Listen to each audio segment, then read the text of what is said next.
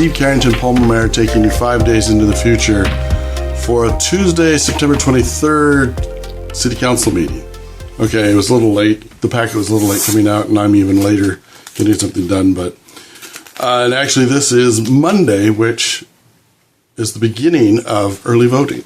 So, just a reminder for everybody that 2 weeks before the election, there is voting at City Hall. I believe it's from 8 to 5 in the City Council chambers. So any of those wishing to vote early can do so. And in my report, I wanted to kind of comment and remind people about boards and commissions of the City of Palmer. So we have different boards and commissions, and it seems some people may have forgotten about them. And there's a lot of information available at palmerak.org/BC. But here's a summary of some of the things about these boards and commissions. And so one of them is the Airport Advisory Committee. And the Airport Advisory Committee is to assist in the development of plans for the Palmer Airport, recommend methods and means to implement airport plans, and assist in publicly announcing airport regulations. They support and work with city staff implementing regulations and promote and improve aviation development and opportunities. It's a 7-member committee appointed by the mayor and confirmed by the council. And then another board we have is the Board of Economic Development. And the city's Board of Economic Development policy develops policy for the Palmer Economic Development Plan. This plan is a statement of goals and objectives to guide the city in providing long-term permanent employment opportunities. The plan also is for the enhancing of quality of life for city residents, highest and best land use, and maximum development of natural resources. The plan will describe the economic condition of the city and identify potential economic development areas.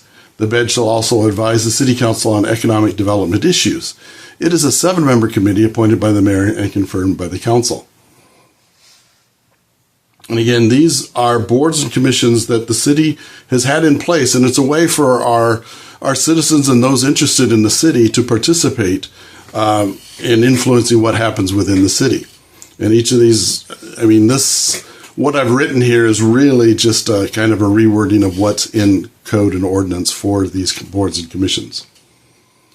Another is the Parks and Rec Advisory Board for the cities to provide input and recommendations on issues relating to the placement of memorials and plaques on city property in the annual budget for city parks, recreation, and cultural programs and projects. They're also to develop, support, and advise the City Council on all matters of city parks, recreation, and cultural programs and projects. It's also a 7-member committee appointed by the mayor and confirmed by the council. And last but certainly not least is the P&Z, or the Planning and Zoning Commission. And Palmer's Planning and Zoning Commission is to alter or revise the comprehensive plan for the city. The comprehensive plan is for the physical development of the city with maps, plats, charts, and descriptions. These can include policies, goals, standards, and land use plans, community facilities plan, transportation plan, and recommendations for implementing the comprehensive plan. The P&Z also makes recommendations to the Borough Platting Board regarding platting matters. And the P&Z may prepare and recommend for the City Council adoption of ordinances and policies for land use and subdivisions. They also perform duties as outlined in Title 17, zoning. It's a 7-member committee appointed by the mayor and confirmed by the council. And I wanted to remind everybody we've got these in place, and it is a way for our citizenry and those interested in things like our airport, etc., to be involved in influencing matters that come to the City Council, etc. That this is one of those means that allows for input from the people of Palmer.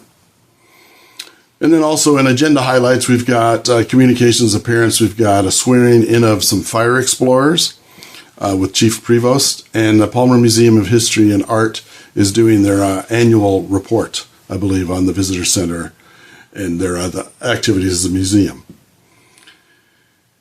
And let's see, there's also, I think, a banking services contract under AMs and another AM for a block grant for the borough for $300,000. And then I have some links to some other resources. So this has been Steve Carrington, Palmer Mayor, taking you 5 days into the future for our September 23rd City Council meeting.